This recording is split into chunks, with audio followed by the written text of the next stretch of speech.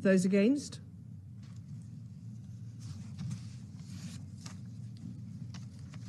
The result of the voting is as follows: 14 votes in favour, 1 vote against, 0 abstentions.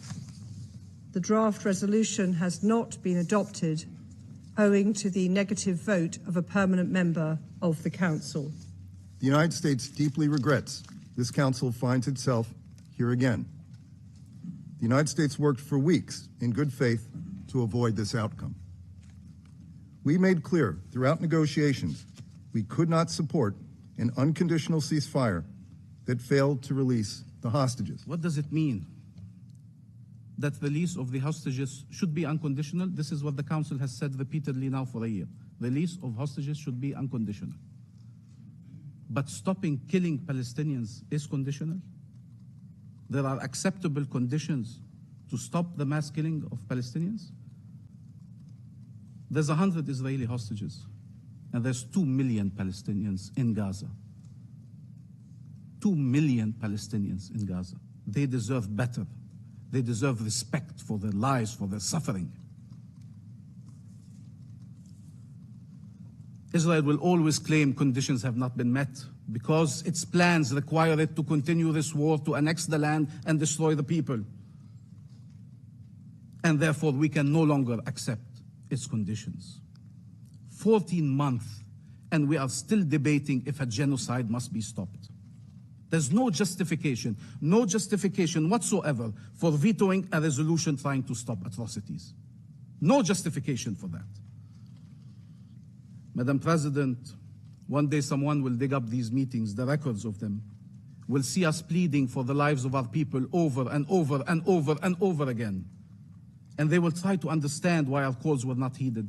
They will look at the people who sat around this table and spoke and addressed you from all over the world to call on the Council to take action. They will read what everybody here has said.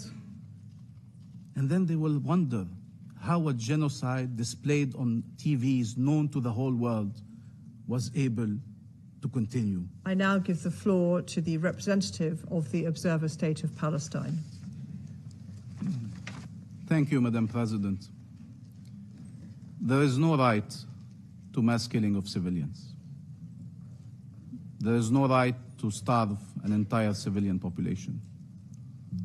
There is no right to forcibly displace a people. And there is no right to annexation.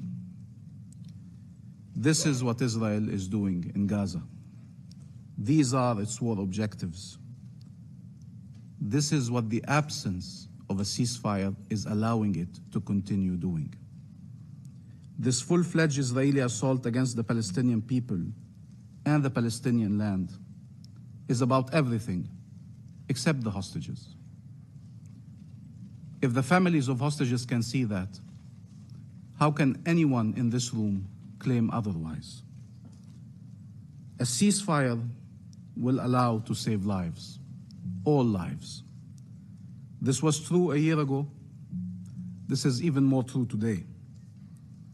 A ceasefire doesn't resolve everything, but it is the first step towards resolving anything.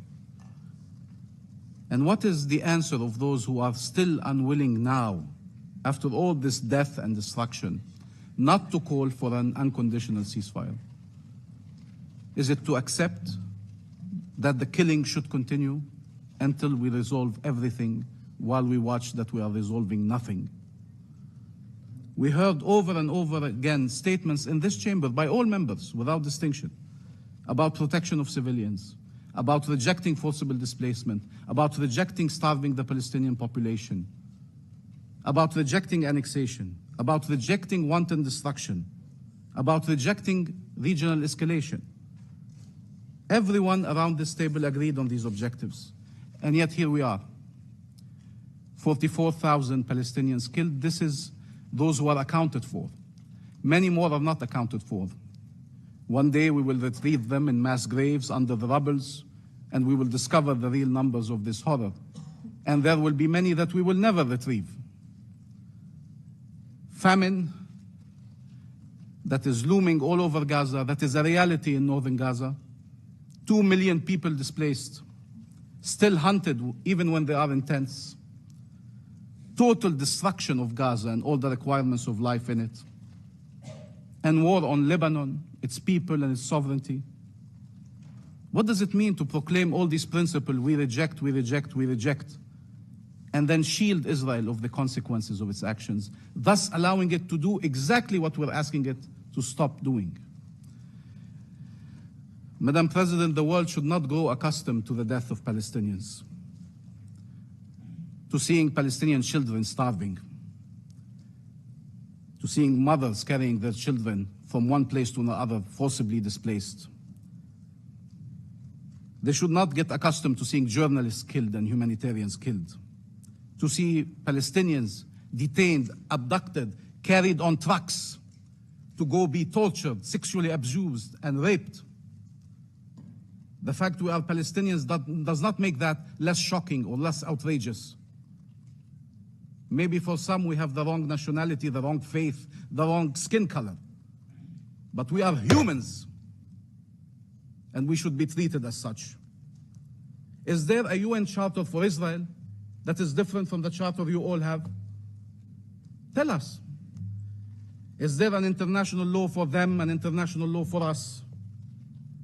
Do they have the right to kill, and the only right we have is to die? What the hell does Israel need to do more for this council to act under Chapter 7?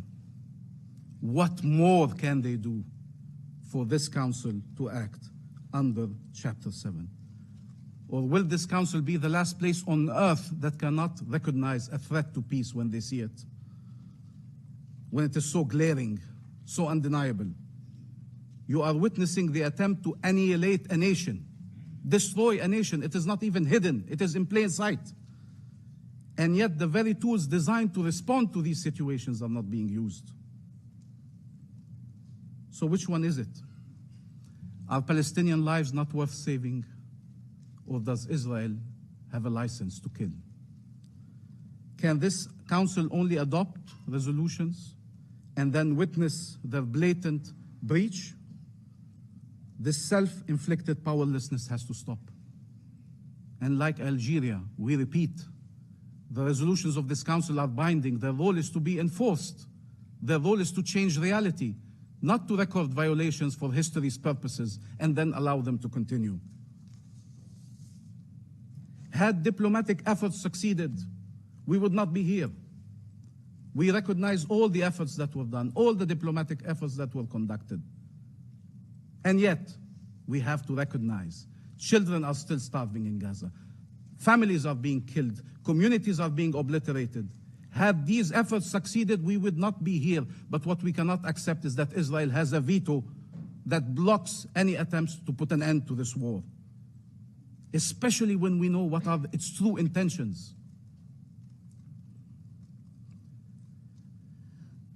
Madam President, many peoples, many governments around the world are saying the right things and trying to do the right things. And we have here to express our gratitude to the E10 for their relentless efforts for over a year now, and in the recent month. We all were hoping that 2735 would lead to a ceasefire. And we can discuss who is responsible for that ceasefire not occurring. For us, it is pretty clear that Israel had never an intention to accept a ceasefire and has found every reason not to have a ceasefire. We thank Guyana for its efforts in coordinating the E10 initiative.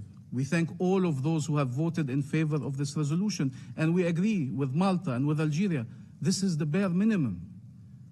This is the bare minimum that morality, humanity, legality would plead for. And this bare minimum, even this bare minimum, was vetoed. I truly do not understand, and you're saying we cannot be for an unconditional ceasefire. What that means in effect now is that we are for a war. You're saying we cannot be for an unconditional ceasefire that does not release the hostages. Is this war releasing the hostages? Is it even trying to release the hostages?